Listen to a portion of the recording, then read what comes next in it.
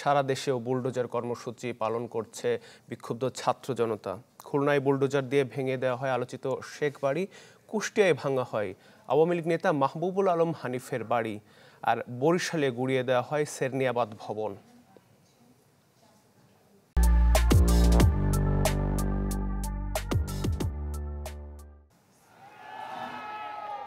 অনলাইনে শেখ হাসিনার ভাষণের প্রতিবাদে বুধবার সারা দেশে শুরু হয় বুলডোজার কর্মসূচি।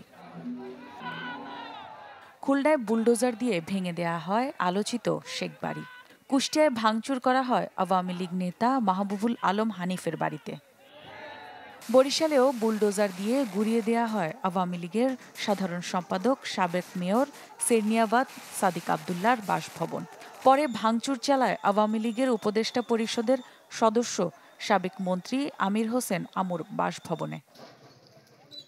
হামলা ও অগ্নিসংযোগের ঘটনা ঘটেছে আওয়ামী লীগের উপদেষ্টা পরিষদের সদস্য ও সাবেক মন্ত্রী তোফায়েল আহমেদের ভোলার বাসভবনে। মুজিববাদ মুছে দাও স্লোগান দিয়ে চট্টগ্রামে শেখ মুজিবুর রহমানের প্রতিকৃতিতে ভাঙচুর করেছে শিক্ষার্থীরা। পরে বের হয় বিক্ষোভ ও মশাল মিছিল। এদিকে রাজশাহী বিশ্ববিদ্যালয়ের বৈষম্য বিরোধী ছাত্র আন্দোলনের ব্যানারে বিশ্ববিদ্যালয়ের 4টি হল ও একটি মডেল স্কুলের নাম ফলক ভেঙে তা পরিবর্তন করে দেয় শিক্ষার্থীরা। সিলেটে জেলা প্রশাসকের কার্যালয়ের সামনে স্থাপিত শেখ মুজিবুর রহমানের মুরাল ভাঙচুর চালিয়েছে বিক্ষুব্ধ ছাত্র জনতা। আমি ফেস্টিস আমাদের মাঝে এসে দাঁড়াবে বা ওনারা আমাদের ক্ষতি করতে চাবে, তখন আমরাও এভাবে আমাদের ধারাবাহিকতা অব্যাহত রাখবো।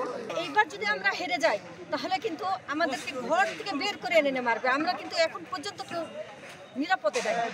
এছাড়া রংপুরে বুলডোজার কর্মসূচিতে কয়েক জায়গায় ভাঙচুর করে বিক্ষুব্ধ শিক্ষার্থীরা। রওশন আরা তানিয়া, চ্যানেল 24।